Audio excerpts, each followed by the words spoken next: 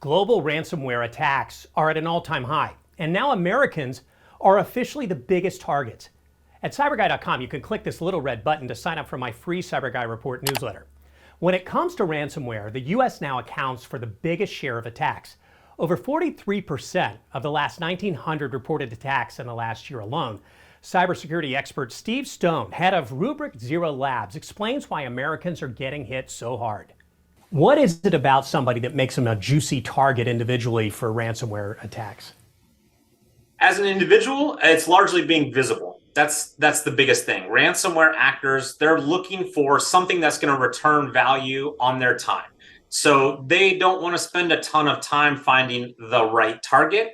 Ransomware over the last few years has really been used to describe specific pieces of malicious software that encrypt portions of a victim network, and then they hold that data ransom, and then the victim has to pay to have that attacker decrypt that encrypted data.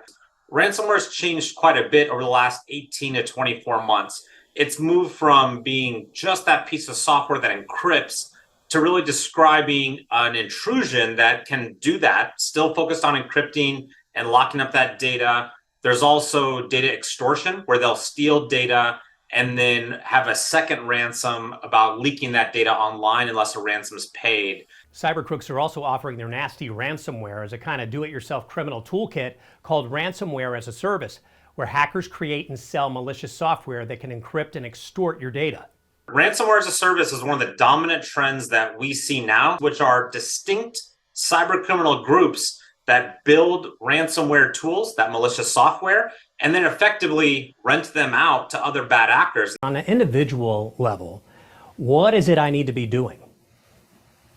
I think the first thing is make yourself as resilient as possible. It's being intentional about it. As an example, myself as an individual, I use multiple personas. I have distinct email accounts to do distinct things, and it helps me understand when something's different. I have one email account and one credit card, and that's all I use for online purchases, as an example.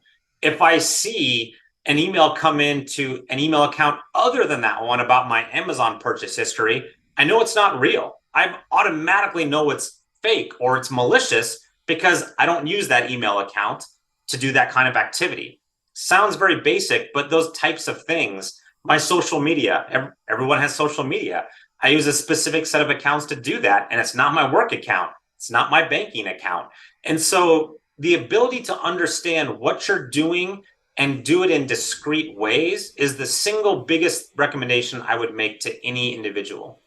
Thanks, Steve. I've rated my top antivirus software picks for the year over at CyberGuy.com. Just search antivirus and get protected.